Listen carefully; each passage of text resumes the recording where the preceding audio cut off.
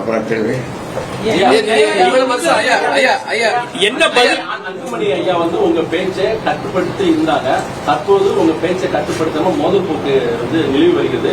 இதற்கு பாஜக பின்புறம் இருக்குன்னு நினைக்கிறீங்களா? பாஜக யாரும் பின்புலம் இல்லை. இன்னொன்னு யார் சொன்னாலும் அவர் கேட்க மாட்டார். அதாவது இங்க இருக்கிற எல்லாரும் சேர்ந்து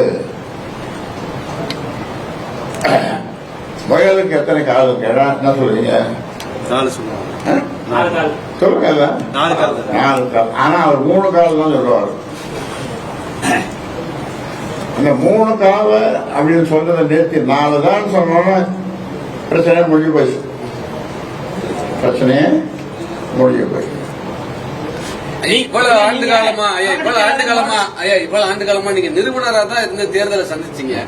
இந்த முறை தலைவரா இருந்து தேர்தலை சந்திக்கணுங்கிற நினைக்கிறதுக்கு என்ன காரணம்? அந்த தலைவர் கட்சியை சரியாக வழி நடத்தல பண்ணல அப்படின்றதுதான். இப்போ ஒரு 40 தொகுதி 50 தொகுதி எடுத்து வேலை செய்தோம். ஆனா அதை போய் அதுக்கு கொஞ்சம் கூட அவர் ஒத்துழைப்பு கொடுக்கல.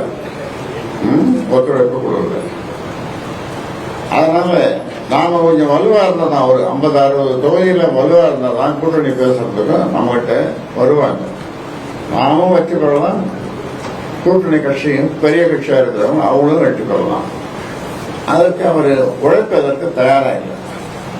என்னிடம் தருமபுரியில் நிற்க போகிறார் என்று பல காலம் தொடர்ந்து சொல்லி வந்தது. அங்கேதான் நின்றான். கடைசியில இங்க வந்த போது நான் கேட்டேன் அந்த தேர்தல் நேரத்தில் தருமபுரியில யார் நிற்கிறது?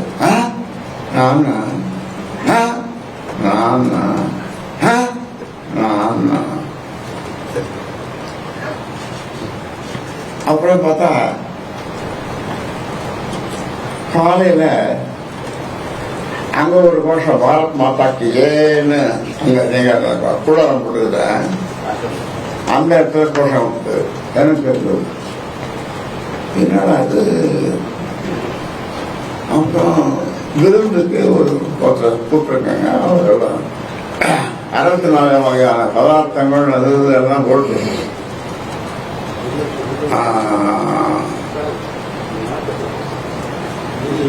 அவருக்கு சாப்பாடு டிஃபன் கொடுத்தாங்க.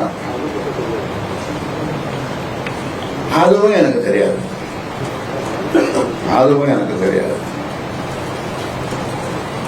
அப்பொழுது அவர் அந்த கட்சியினுடைய தலைவராக இருந்தார். இப்பொழுது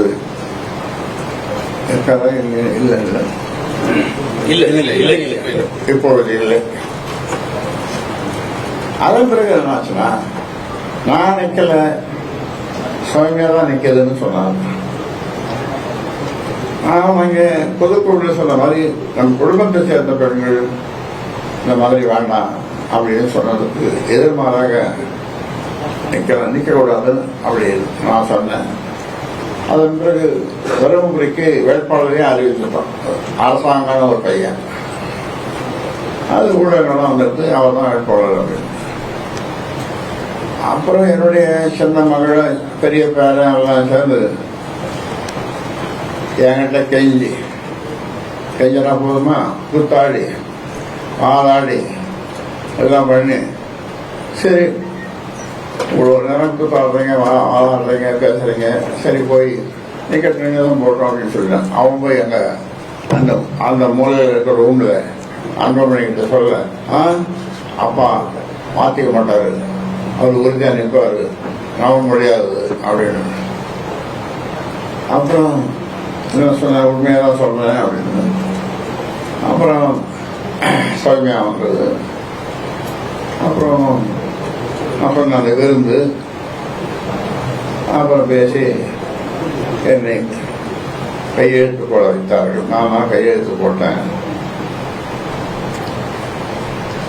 பிளே ஸ்டோர் மற்றும் ஆப் ஸ்டோரில் இருந்து பாலிமர் செயலியை QR கோடு மூலம் பதிவிறக்கம் செய்யுங்கள்.